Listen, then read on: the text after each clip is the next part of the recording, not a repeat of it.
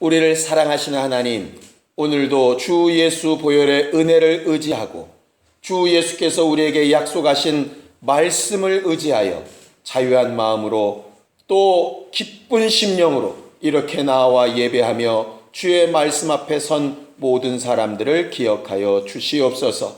말씀을 담당하여 전하는 자나 그 말씀을 듣고 함께 살아가는 모든 자들이 성령 안에서 주의 일을 잘 감당할 수 있는 믿음 있는 교회들이 되게 도와 주시옵시고, 오늘도 살아계신 하나님 앞에 그 음성을 듣는 감격과 기쁨과 능력 있는 사람들이 되도록 도와 주시옵소서. 믿음으로 헌금한 손길들을 일일이 기억하여 주셔서 저들이 물질로 살지 않고 주의 말씀과 약속을 힘입어 살기를 결심하여 고백하여 싸우니 저들의 믿음이 하나님의 마음과 생각에 합하게 하여 주시고 칭찬받는 믿음이 되도록 도와 주시옵소서. 예수님의 이름으로 기도하였습니다. 아멘. 자, 하나님의 말씀은 마태복음 8장 5절에서 13절까지 말씀을 함께 같이 합독하겠습니다. 마태복음 8장 5절에서 13절까지 말씀을 함께 같이 합독하겠습니다. 함께 읽습니다. 시작. 예수께서 가버나움에 들어가시니 한 백부장이 나와 간구하여 가로되 주여, 내 하인이 중풍병으로 집에 누워 몹시 괴로워하나이다. 가라사대 내가 가서 고쳐주리라. 백부장이 대답하여 가로되 주여, 내 집에 들어오심을 나는 감당치 못하겠사오니 다만 말씀으로만 하옵소서. 그러면 내 하인이 낫겠삼나이다. 나도 남의 수하에 있는 사람이요 내 아래도 군사가 있으니 이더러 가라 하면 가고 저더러 오라 하면 오고 내 종도로 이것을 하라 하면 하나이다. 예수께서 들으시고 기이 여겨 쫓는 자들에게 이르시되 내가 진실로 너희에게 이르노니 이스라엘 중 아무에게서도 이만한 믿음을 만나보지 못하였노라. 또 너희에게 이르노니 동서로부터 많은 사람이 이르러 아브라함과 이삭과 야곱과 함께 천국에 앉으려니와 나라의 본 자손들은 바깥 어두운 데 쫓겨나 거기서 울며 이를 갈미 있으리라. 예수께서 백부장에게 이르시되 가라, 내 믿은 대로 될지어다 하시니 그 시로 하인이 나으니라. 아멘. 하나님은 우리를 판단하시는 하나님이라고 성경은 가르쳐 말합니다. 성경은 판단이라고 하는 것은 하나님에 속한 부분이다. 그러니 너희는 서로 형제를 판단하거나 비난하지 말아라. 판단하고 비난할 수 있는 분은 오직 하나님 한 분이시다. 너희가 만약 판단하거나 비판하려면 하나님의 말씀에 비추어 어떠한가를 살펴보고 그들에게 혹 어려운 일이 생긴다면 너희 안에는 그런 일이 없는가 너희 자신을 좀 돌아보라 하시는 것이 바로 신약에서 말하는 하나님의 말씀대로 판단하는 방법입니다. 왜 제가 신약에서 말하는 방법이라고 말했느냐 하면 구약에는 사람들이 율법을 기준으로 판단도 하고 돌로 들어서 사람을 쳐서 죽이기도 하고 그를 고발하기도 하고 하는 일들을 율법 가운데 두었습니다. 구약은 그래서 정죄하는 법, 판단하는 법 이렇게 되어져 있어요. 그런데 신약에 와서는 예수께서 주의 피로 모든 것을 다 사하시고 용납해 놓으셨기 때문에 사람들끼리의 판단이나 비난은 권고하지 않습니다. 단지 우리가 잘 분별하는 분별력을 있어야 되지만 그 분별력을 가지고 남을 징치하는 것이 아니고 자기 자신을 돌아보는 일로 사용하면 좋겠다 하는 것이 구약과 신약의 다른 점이라 이 말이죠. 그럼에도 불구하고 율법에 속한 사람이든 복음에 속한 사람이든 그 모든 맨 마지막의 판단과 심판은 하나님 앞에 반드시 있습니다. 그래서 성경은 이렇게 우리에게 경고합니다. 자, 베드로전서 1장 17절을 좀 보겠습니다. 베드로전서 1장 17절입니다. 함께 읽습니다. 베드로전서 1장 17절. 시작. 외모로 보시지 않고 각 사람의 행위대로 판단하시는 자를 너희가 아버지라 부른즉 너희의 나그네로 있을 때를 두려움으로 지내라, 이렇게 돼 있어요. 하나님은 우리가 정말 어떻게 행동하는지를 그대로 판단하시는 분이시고 그 아버지가 우리의 판단자가 되신다. 그렇기 때문에 그 하나님 앞에 나그네로 있을 때, 여기서 나그네라고 하는 것이 육체를 가지고 움직이는 시기라는 뜻이거든요. 육체를 가지고 사는 동안에는 반드시 그 마지막 판단이 있는 것을 알고 두려움으로 지냈으면 좋겠다, 그렇게 말하고 있는 것입니다. 얼마 전에 굉장히 뉴스에 난리가 났던 게 있었습니다. 그게 워터파크 몰카라고 하는 거 혹시 들어보셨나요? 그런 이상한 것들은 잘 안 보시죠? 신령하셔가지고.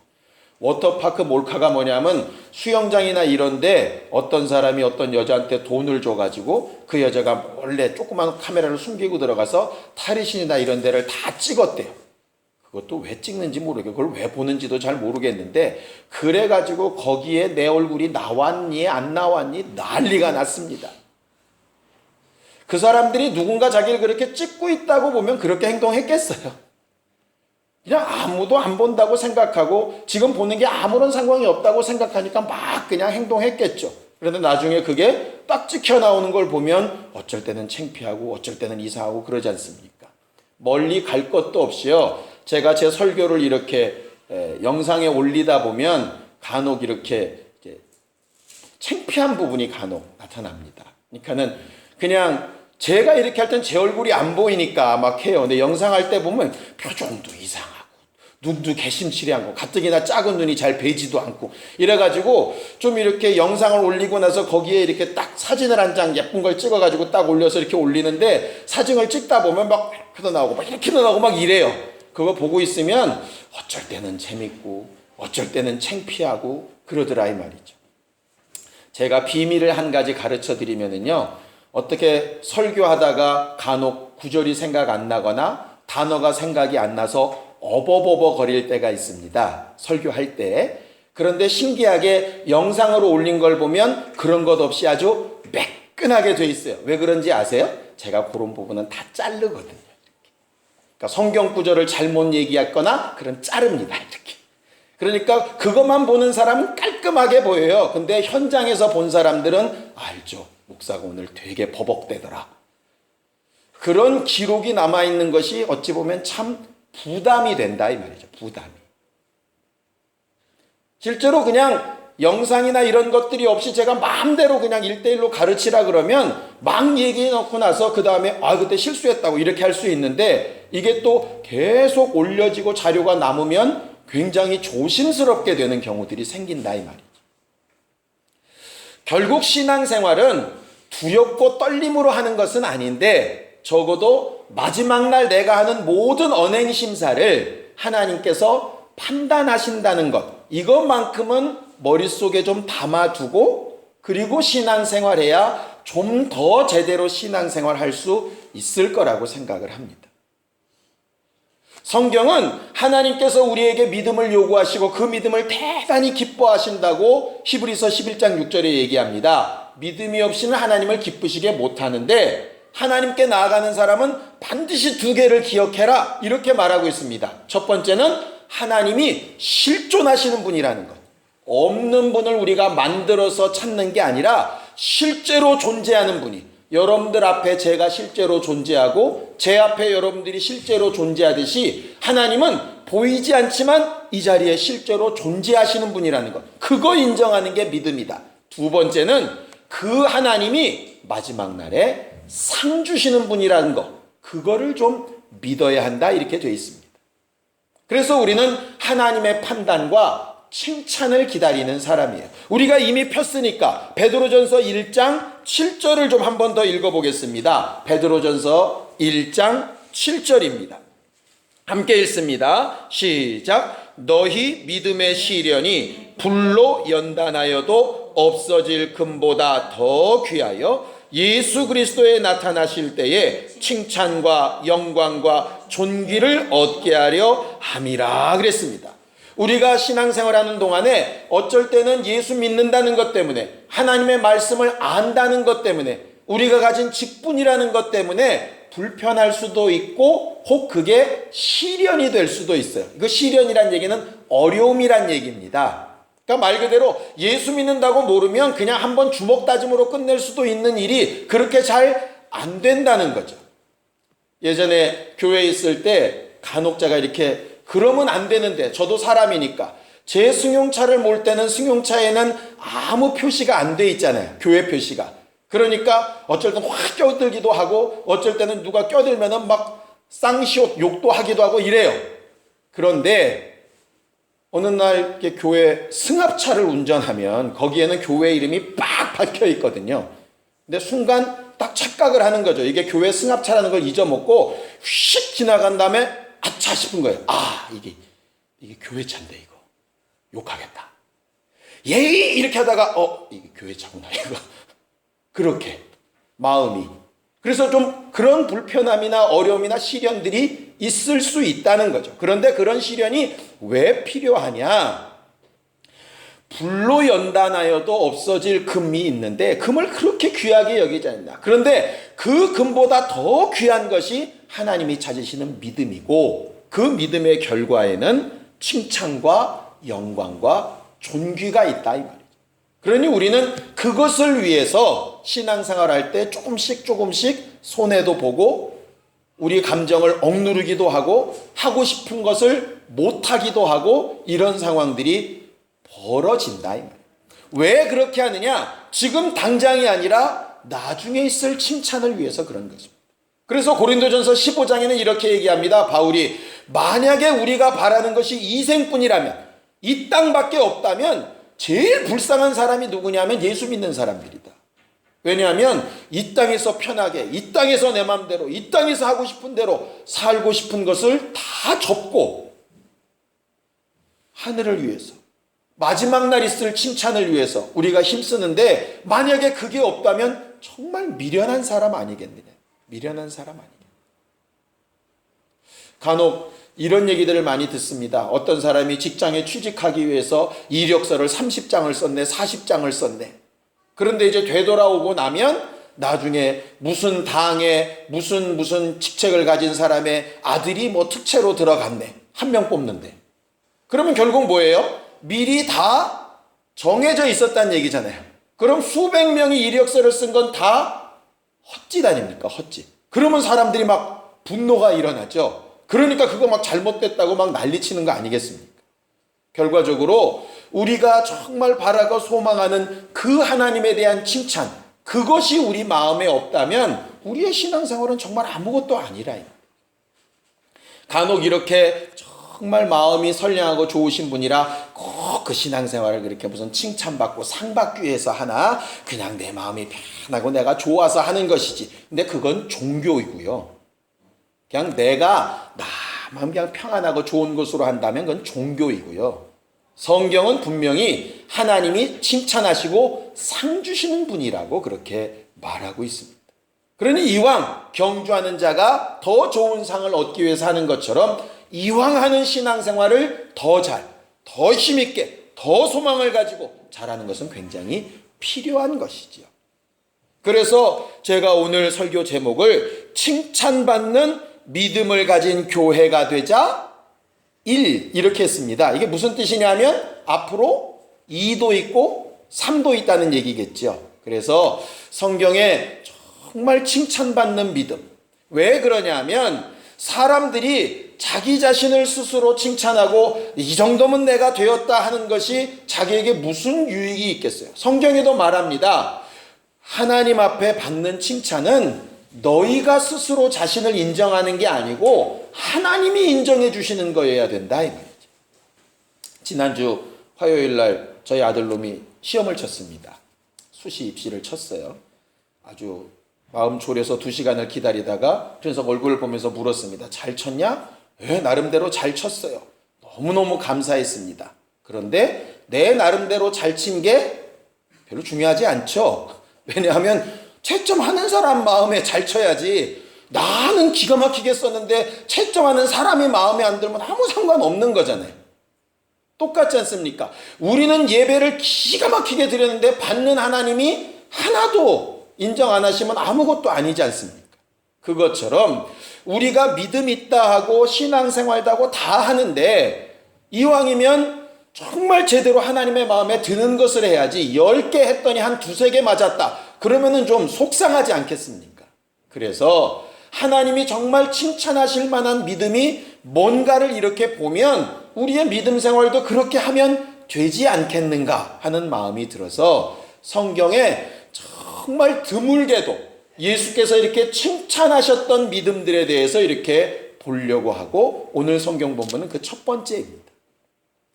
교회라 그래서 다 같은 교회가 아닙니다. 우리 교회 잘났다는 얘기가 아니고요.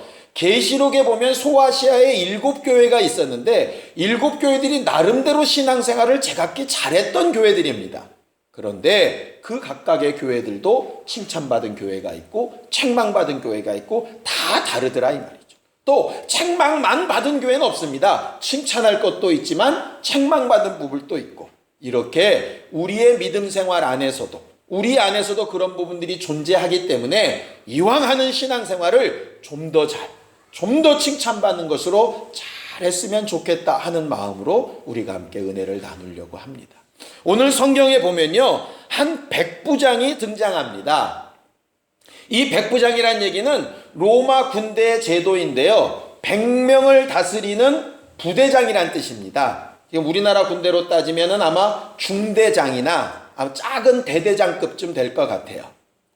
예, 그러니까 50부장, 100부장, 1000부장 이렇게 나아가는데 100부장이면 아주 하급 장교가 아닙니다. 나름 그래도 100명이나 되는 사람들을 인솔하는 제대로 된 군인이라고 하는 것이죠. 그런데 이 사람이 로마 군대의 백부장인 걸 보면 이스라엘 사람이 아니에요. 이방인입니다. 예수께서는 이렇게도 말씀하신 적이 있어요. 자녀에게 줄 떡을 개에게 줄 수 없다. 그러니 나는 이스라엘의 잃어버린 자에게 왔기 때문에 이방인은 나와 상관없다. 이렇게 말씀하신 적도 있거든요. 그런데도 불구하고 이방인인 백부장이 와서 예수께 뭘 요청했을 때 예수께서 그 믿음에 대하여 뭐라고 얘기하시느냐. 자, 10절 읽겠습니다. 8장 10절 함께 읽습니다. 마태복음 8장 10절입니다. 시작. 예수께서 들으시고 기이 여겨 쫓는 자들에게 이르시되 내가 진실로 너희에게 이르노니 이스라엘 중 아무에게서도 이만한 믿음을 만나보지 못하였노라. 예수께서 그 백부장의 이야기를 들으시고 기이 여기셨다 이렇게 되어 있는데요, 그 기이 여기다 라고 하는 말이 충격을 받다, 놀라다, 감탄을 하다, 감동되다 이런 말입니다. 그 기이 여기다 하는 말이. 아니, 천지를 만드신 능력자를 도대체 누가 그렇게 놀라게 만들고 감동하게 만들었을까? 어떤 믿음이기에? 그러면서 그가 쫓는 그의 제자들에게 얘기합니다. 제자들보다 이 백부장이 낫다는 거예요. 왜냐하면 이스라엘 중에서 만난 믿음은 그 제자들의 믿음도 있고 중풍병자의 믿음도 있고 많은 죽었다 산 자들의 믿음도 있습니다. 그런데 그 모든 믿음보다 이 믿음이 더 낫다 이렇게 얘기하거든요. 그러니 예수께서 칭찬하신 믿음의 거의 최상급입니다, 이 사람이. 그러니 이왕 우리가 배울 거 제일 높은 것부터 배우면 좋지 않겠습니까? 이 백부장이 왜 이렇게 칭찬을 받았을까? 성경을 곰곰이 보니까 3가지 정도 이유가 있더라고요. 첫 번째는 뭐냐면요, 이 백부장은 자기만 위하는 사람이 아니라 남을 위할 줄 아는 참 착한 사람이었습니다.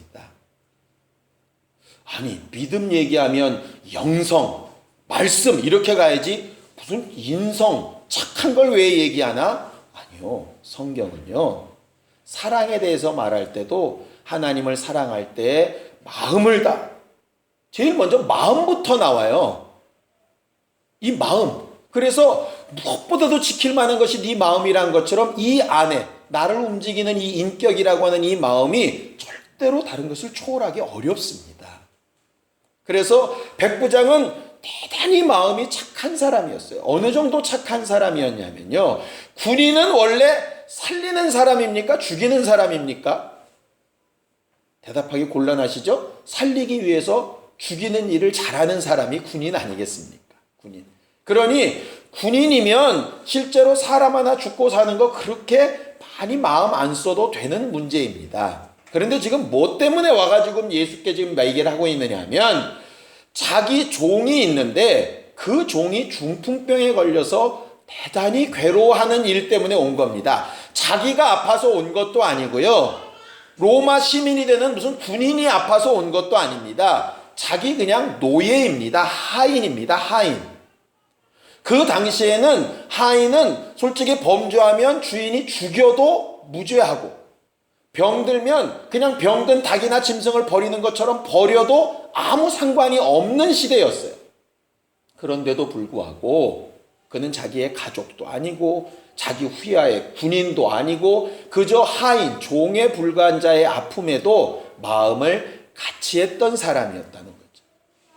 이걸 누가복음에서는 어떻게 기록하고 있냐면 이렇게 기록합니다. 누가복음 7장에 보면 하루는 유대의 장로들이 왔습니다. 왜 왔냐 하면 유대의 장로들은 예수를 좋아하지 않는 사람들이에요. 그런데 이 장로들이 누구의 부탁으로 왔냐면 백부장의 부탁으로 왔어요. 마태복음에는 백부장이 직접 왔다고 되어 있는데 누가복음에는 백부장이 유다의 장로들에게 부탁을 해서 대신 전해달라고 얘기했습니다. 유다의 장로들이 와서 뭐라고 얘기하느냐? 이 백부장은 이방인이고 로마 사람이지만 정말 착한 사람입니다. 우리 믿음을 핍박하지도 않았고 자기 재산을 들여서 회당까지 지어준 사람입니다. 우리들에게 공정하게 모든 것을 잘 판단해서 우리가 그를 정말 다 존경하고 좋아하는 사람입니다. 그런데 그 사람이 지금 우리에게 와서 부탁하기를. 생각해 보세요. 정말 점령하고 있는 로마의 군인이 식민지의 장로들한테 부탁을 한다고요. 그것도 또 다른 지도자한테 부탁을 하기 위해서 재부탁을 하고 있는 겁니다. 그것도 자기 하인 때문에. 이게 보통 마음으로는 그렇게 쉽지 않거든요. 쉽지 않다 이거. 우리가요 누구한테 누구를 이렇게 부탁해 주는 거 굉장히 쉽지 않은 일입니다. 정말 쉽지 않은 일이에요. 왜냐하면 그 일에 대해서 책임져야 되기 때문에 그래요. 예를 들어 누구 직장에 좀 취직을 하거나 아니면 이 사람 좀 어떻게 좀 도와달라고 하거나 이렇게 부탁하는 게 결코 쉽지 않습니다. 위치가 있다고 그냥 될 수 있는 문제도 아니에요. 마음이 없으면 절대 안 되는 문제입니다. 그런데 이 백부장이나 장로들이 동일한 마음으로 움직일 만큼 이 백부장은 그렇게 마음과 생각을 잘 사용하는 사람이었다 하는 것이죠. 마치 예수께서 내 이웃이 누구입니까? 물을 때에 선한 사마리아인의 비유를 하신 것처럼 다른 이들의 연약함이나 아픔을 위해서 자기 일처럼 자기가 혹 손해를 보더라도 그렇게 행하는 그 마음이 있는 자가 이웃이다 이렇게 얘기하듯이 예수께서는 본래 아버지의 뜻대로 그냥 하늘에 올라서 후사만 되시면 되는데 아버지의 사람들을 사랑하셔서 그들을 긍휼히 여기시고 그들을 향하여 눈물을 흘리시면서 도우시려고 했던 예수 그리스도의 마음이 있었던 것처럼 이 사람이 칭찬받는 일에 정말 중심에는 그의 마음이 있었다는 거죠. 반대로 예수의 제자들은 한번 되게 혼난 적이 있습니다. 뭐 때문에 혼났죠? 예수님 나라에 들어가실 때 한 사람은 우편에 한 사람은 왼편에 내가 쟤보다는 좀 낫죠? 이 소리 하다가 한번 대반나게 혼나지 않습니까? 결과적으로 남보다 나 하는 마음은 하나님 앞에 칭찬받기 어려운 것이고 나보다도 남 하는 것이 하나님 앞에 칭찬받기 좋은 마음입니다. 물론 그 마음만 가지고 칭찬하신 것은 결코 아니죠. 예수께 백부장이 직접 왔던 장로들을 통해서 왔던 부탁을 했더니 예수께서 평소와는 다르게 내가 가서 고쳐주겠다라고 아주 적극적으로 얘기를 하십니다. 아마 백부장이 이방인이 유대인들에게 그렇게 칭찬을 받는다는 자체가 대단히 놀라우셨는지 모르겠지만 내가 직접 가겠다고 얘기하신다 이 말이죠. 그쯤 되면 잠깐 기다리세요. 청소할게요. 부패 부르고요. 막 이렇게 할 만한데 이 백부장이 첨청 같은 얘기를 합니다. 전혀 말도 안 되는 얘기를. 예수님께서 내게 오시는 것, 내 집에 오시는 것을 감당할 수가 없습니다. 이 감당할 수 없다는 얘기가 뭐냐면 당신과 나는 신분차가 너무 차이가 나기 때문에 우리 집에 오시면 내가 모실 수 없습니다. 이 얘기입니다. 근데 실제로 보세요. 실제로는 백부장은 로마의 군인입니다. 로마 시민이에요. 그 당시에 어디에 가서도 꿀리지 않는 신분을 가진 사람입니다. 예수는 고향 사람들도 인정하지 않을 만큼 그냥 목수의 아들이에요. 일종의 천민입니다. 선지자 노릇을 하는데도 야, 나사렛에서 무슨 선한 것이 나겠냐고 신분도 출신도 별 볼 일 없는 사람입니다. 그럼 이게 거꾸로 돼야 맞잖아요. 그런데 이게 뒤집혔다는 얘기예요. 당신이 얼마나 대단한 분인지 내가 압니다. 이거거든요. 제가 이 설교 준비하면서 한 분이 떠올랐습니다. 제가 육군사관학교 군악대에 이렇게 군복무를 할 때요. 그 육군사관학교의 교장이 쓰리스타입니다. 삼성 장군입니다. 일반적인 데서 군대 생활하신 분들은 별 하나짜리도 보기 힘든데 삼성 장군을 볼 수 있어요. 그런데 그 육군사관학교 교회 담임 목사님은 중령입니다. 계급차가 어마어마하죠. 중령 위에 대령, 원스타, 투스타, 쓰리스타니까 이게 게임이 안 돼요. 그런데 이 삼성 장군이 주일날 되면 11시 예배인데요. 우리 성가대 연습하고 10시 반만 되면 맨 앞자리에 와서 기도를 하고 계세요. 이필섭 장군입니다. 물론 나중에는 하나활 때문에 뭐 나쁘다 뭐 얘기가 많이 있었는데 그 당시에 제가 본 사람은 그렇지 않았어요. 맨 앞에 나와서 기도하고 모든 예배 때 쫙 합니다. 그리고 나서 예배 딱 끝나면 이 중령인 목사님 맨 뒤에 가면 이 삼성 장군이 제일 먼저 앞에 가서 그 중령 앞에 허리를 90도로 숙여서 절을 합니다. 목사님 은혜 받았습니다. 갑니다. 이게 계급사회에서는 상상을 할 수 없는 일이 그 교회 앞에서 벌어집니다. 유일했어요. 제가 세 분의 사관학교장을 모셨는데 그 군대 생활 동안에 그분이 유일했어요. 다 교회에 나오기는 하는데 나와가지고 이러고 가지 그분처럼 하시는 분이 없었어요.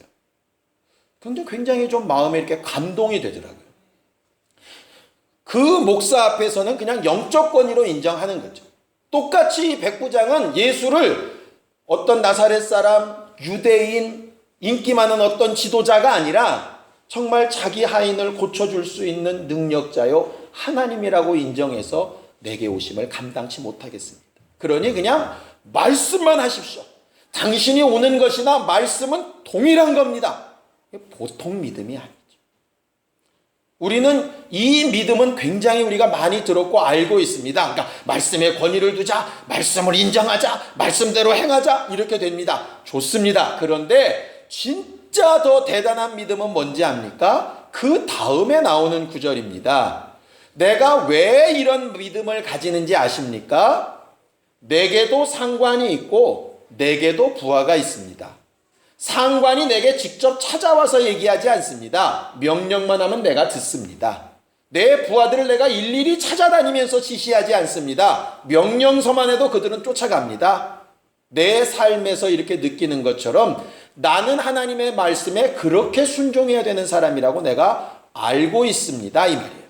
무슨 얘기냐면 아는 믿음이 아니라 자기 실생활에 접목이 된 믿음이라는 거죠. 하나님께서 기뻐하셨던 믿음이 바로 이 부분입니다. 착한 마음을 가진 것도 맞고요. 말씀의 권위를 둔 것도 맞습니다. 그런데 그 말씀의 권위가 있다 하는 것의 지식은 누구도 알고 있느냐면 귀신도 알고 있었어요.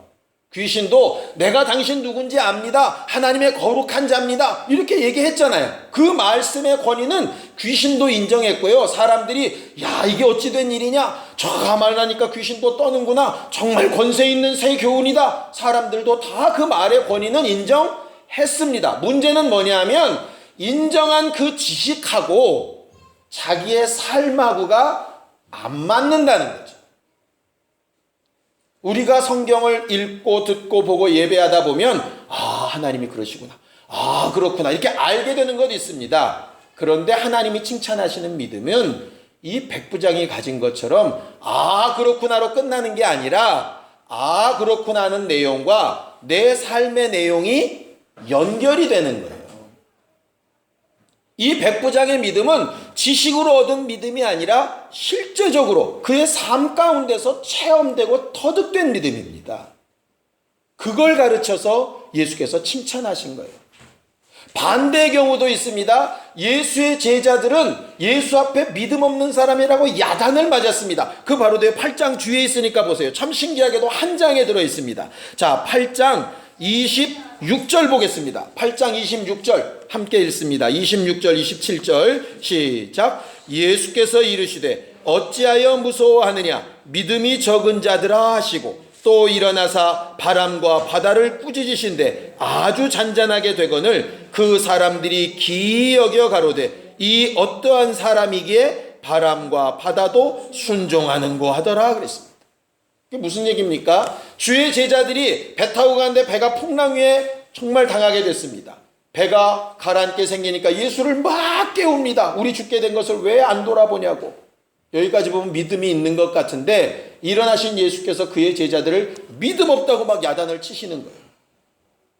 그러면서 그 바람과 바다를 잔잔하라고 명하십니다. 그들이 야단 맞은 이유가 그 뒤에 나오죠. 그것을 본 사람들이 와, 저가 누구이기에 바람과 바다도 순종하는가.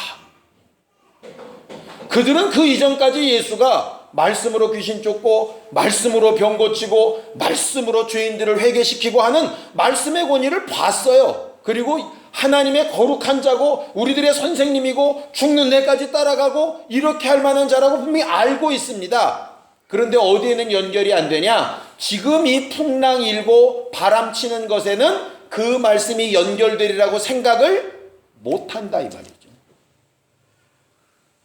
아는 믿음은 가지고 있는데 그 믿음을 적용시키는 믿음이 없는 거죠. 그러니 여기는 칭찬을 못 받는 겁니다. 예수께서 백부자에게 칭찬하는 건 그겁니다. 아는 거야 소문 듣고 알 수 있고 좋은 마음이야 성품이 그래서 가질 수 있다 하겠지만 듣는 말씀과 아는 말씀을 그의 삶에 적용시켜서 자기의 것을 만드는 믿음, 이만한 믿음은 내가 이스라엘 중에서 본 적이 없다 하신다. 그러니 우리가 주일 설교 잘 듣는 것 중요하고 성경 공부 잘하는 것 중요한데 그것보다 더 중요한 건 잘 들은 그 말씀을 일주일 동안 적용해서 잘 살아보는 것 대단히 중요하고요. 우리가 배운 말씀을 실제 상황에 적용해 보는 거 굉장히 중요합니다. 예전에 저희 신학교 다닐 때 지휘를 하시는 교수님이 한 분 계셨어요. 그분이 정말 지휘를 잘하십니다. 소리는 이렇게 내야 되고 발성은 이래야 되고 그래서는 그분이 노래를 되게 잘하시는 줄 알았어요. 근데 나중에 그분이 이제 헌금송으로 특송을 이렇게 하시는데 노래는 되게 못하시더라고요. 그러니까 아는 게 많고 뽑아낼 줄 알고 이렇게 하는데 자기는 노래를 못하는 거지. 물론 이것도 저것도 다 못하는 것보다야 낫지 모르겠지만 그게 결코 같지는 않다. 너무 간단하게도 이렇게 보면 됩니다. 앞에 있는 목사가 성경 되게 잘하는 것 같고 설교하는 건 정말 기가 막힐 것 같죠? 사는 건 여러분들보다 훨씬 못할 수 있습니다. 왜? 말하고 가르치는 것과 그것을 적용하며 사는 것은 다른 문제예요. 바리새인과 서기관들이 예수께 그렇게 야단 맞았던 것은 아는 지식이 그들의 삶에 연결이 안 돼서 그렇습니다. 예수께서 가장 칭찬하시는 믿음이 과연 뭘까요? 우리가 알고 가진 것을 삶에 적용시켜보는 믿음이 제일 훌륭한 믿음입니다. 그런데 많은 교회가, 많은 사람들이 왜 이렇게 칭찬받지 못하고 성경은 분명히 하나님을 기쁘시게 하는 사람은 사람들에게 칭찬을 받는다. 분명히 성경은 그렇게 기록하고 있는데 왜 그렇게 못할까를 보면 결국 바리새인이나 서기관들처럼 아는 것과 실제로 사는 것이 이렇게 차이가 나서 그런 것 같다. 결국 믿음을 가지고 있기는 가지고 있는데 칭찬받는 믿음은 못 된다 하는 것이죠. 우리는 그래서 정말 칭찬받는 믿음으로 갈 수 있기를 원합니다. 목사들이 중간중간에 비유를 쓰는 이유가 그것 때문입니다. 자기의 삶을 이야기하는 이유도 그것 때문입니다. 결국 체험한 것으로 말하지 않고서는 지식 전달에 불과하다는 거죠. 전도도 마찬가지입니다. 성경 구절을 외우고 많은 어떤 모양새를 갖춰서 전도할 수 있겠지요. 제일 큰 전도는 자기의 삶을 이야기하는 겁니다. 내가 예수를 만나고 변화된 삶을 가지고 얘기하는 겁니다. 내가 살아보고 깨닫고 체험한 그 말씀 가지고 하는 겁니다. 아까 우리가 찬양할 때 주의 약속하신 말씀 위에서 굳게 서자 이렇게 말했죠. 말씀 위에 굳게 선다는 것이 지식을 많이 가진다는 뜻 아닙니다. 그 말씀 위에 굳게 서기 위해서는 그 말씀이 내 안에 그렇게 사라져 본 경험이 있어야 하는 것이라. 그래서 예수께서 그의 제자들에게도 가르치기만 하신 것이 아니라 나가서 실습하도록 계속 하신 거예요. 나가서 살 수 있다. 예수를 따라서 쫓아오겠다고 하는 사람에게도 차라리 돌아가서 너희의 삶자리에서 좀 그렇게 말씀대로 살라고 그렇게 하신 것이라 이 말이에요. 예수께서 놀라고 충격받고 하셨던 이 믿음이 있는 반면에 마가복음에 보면 예수님의 고향 동네 사람들은 예수를 믿지 않아서 예수께서 저들의 믿지 아니함을 기이 여기셨더라. 이상하게 여기셨더라. 거기에 충격을 받았더라. 이렇게 또 기록하고 있습니다.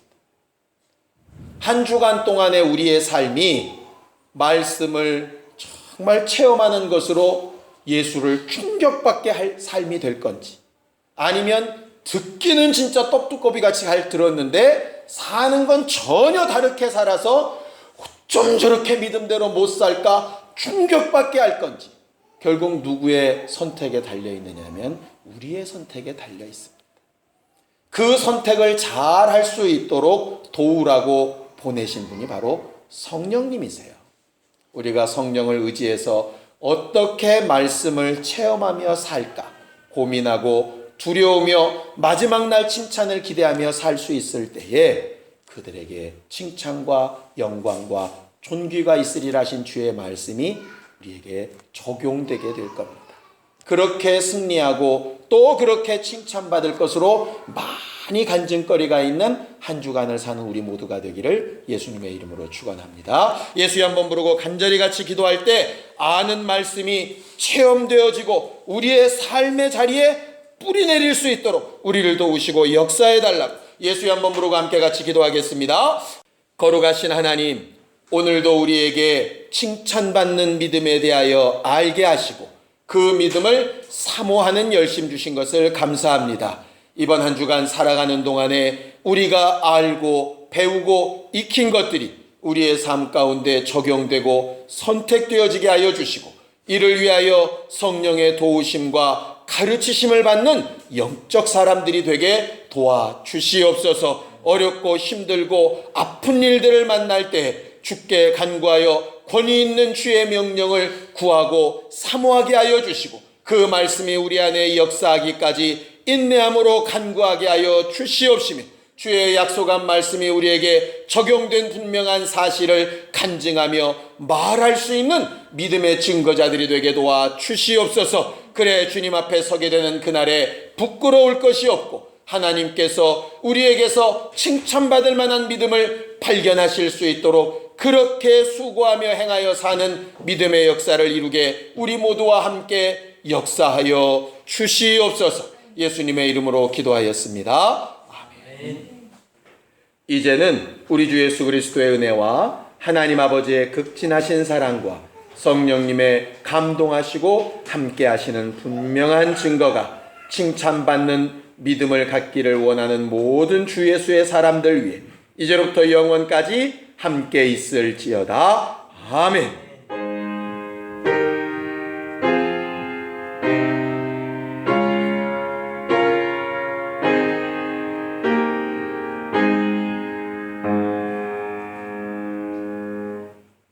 우리 예배 받으신 하나님 앞에 감사하는 박수 끝내겠습니다. 수고하셨습니다. 감사합니다.